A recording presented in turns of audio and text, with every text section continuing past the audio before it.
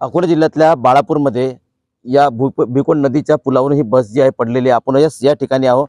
भाविकांना घेऊन अयोध्येहून येणाऱ्या भाविकांना घेऊन जाणारी ही लक्झरी बस जी आहे ही बस या ठिकाणी भिकोण नदीच्या या कठडे नसल्यामुळे या तोल गेला आणि ही बस जी आहे ही बस या नदीमध्ये पडलेली आपल्याला पाहायला मिळतं। यामध्ये 49 प्रवासी या बसमध्ये प्रवास करत होते आणि ही बस म्हणजे अकोल्यावरून वाशिमला जात असताना या ठिकाणी ही बस जी आहे या पुलावरून ही खाली पडली आणि याच्यामध्ये सुदैवाने कुठलीही या ठिकाणी जीवितहानी झालेली नाही, पण किरकोळ जे आहेत तितके प्रवासी आहेत जखमी झालेले आहेत। या सर्वांना जे आहेत या ठिकाणी नितीन देशमुख जे आहेत आमदार यांनी या ठिकाणी त्यांची व्यवस्था केली आहे वाहनांची, त्यांना इथून वाशिमसाठी त्यांना या ठिकाणी रवाना करण्यात आले। पण या ठिकाणी मोठी दुर्घटना होता त्या ठिकाणी टळलेली आपण पाहू शकता की ही जी लक्झरी आहे ही पूर्ण पाण्यामध्ये गेलेली आहे, अर्धी जास्त पाण्यामध्ये भिजलेली आहे, पण यामध्ये कुठलीही दुर्घटना म्हणजे झालेली नसून या सर्व प्रवासी जे आहेत सुखरूप आहे। आपण पाहू शकता या सुदैवाने कुठे असा प्रकार घडू नये यासाठी ही सध्या मागणी करण्यात आली, कारण या पुलाचे जे आहेत पुलाला कठडे लावून ह्या रस्ता जो आहे तो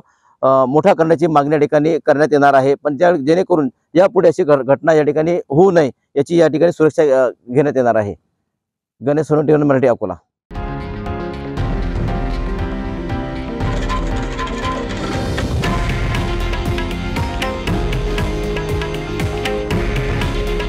हे आहे देशातील नंबर 1 न्यूज नेटवर्क आणि आपण पाहत आहात TV9 मराठी।